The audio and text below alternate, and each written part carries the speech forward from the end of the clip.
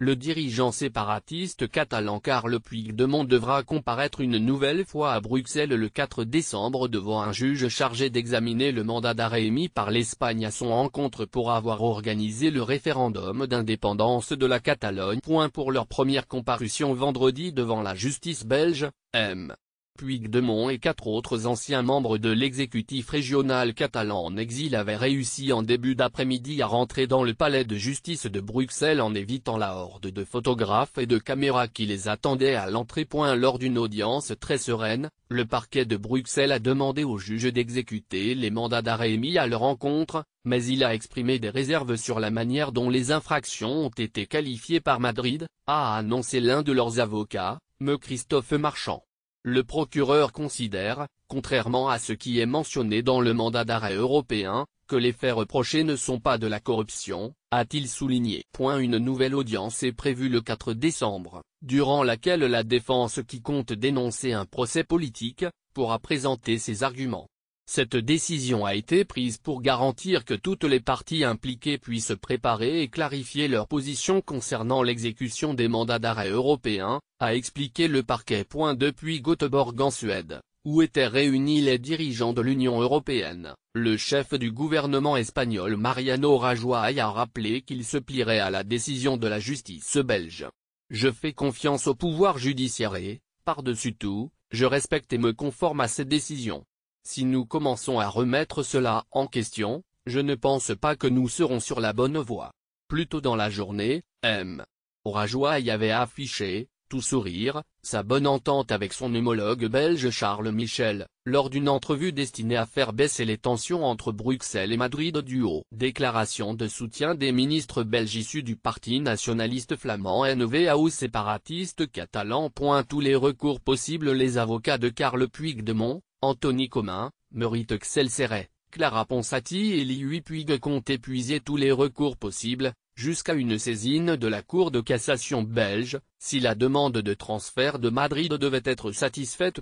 Les 5 ex-dirigeants catalans refusent d'être remis à l'Espagne, qui veut les juger notamment pour rébellion et sédition pour avoir organisé le référendum du 1er octobre. Le délit de rébellion est passible de 30 ans de prison en Espagne. Il s'était exilé dans la capitale belge après la mise sous tutelle de la Catalogne et la destitution de son exécutif, conséquence de la déclaration unilatérale d'indépendance du 27 octobre. 8 autres membres du gouvernement destitués ont été inculpés et placés en détention provisoire en Espagne. Le 5 novembre, après s'être livrés à la police belge, ils avaient été laissés libres par un juge d'instruction avec l'obligation d'avoir une adresse fixe en Belgique et de se présenter personnellement à toute convocation de la justice et de la police. Le mandat d'arrêt européen a été créé par l'UE en 2002 pour faciliter l'extradition entre États membres de l'Union sans intervention du pouvoir politique. Les cas de refus d'exécution sont rares, selon plusieurs juristes interrogés par l'AFP, car cette procédure repose sur le principe de la confiance mutuelle entre des systèmes judiciaires supposés proches. Mais c'est un mandat d'arrêt européen totalement atypique. Il n'y a pas de mention d'une infraction pénale attribuée à une personne, a dénoncé auprès de l'AFP M. Michel Hirsch, qui défend M. Commun et Madame Serret avec M. Marchand. Pour ces 2 avocats, les poursuites visent à réprimer un processus politique qui s'est déroulé pacifiquement et dont les intentions n'étaient pas cachées. On a appelé à un vote pour un référendum, on n'a pas dit plus aux armes citoyens plus, font-ils valoir. L'exil belge de M. Puigdemont va rendre atypique la campagne pour les élections régionales du 21 décembre en Catalogne. Le président destitué a annoncé qu'il était candidat en tant que chef de file d'une liste transversale, soutenue par son parti d'origine, le PDK conservateur. Tout droit de reproduction et de représentation réservé. Droit d'auteur 2017 Agence France Presse. Toutes les informations reproduites dans cette rubrique ou sur cette page selon le cas sont protégées par des droits de propriété intellectuelle détenus par l'AFP.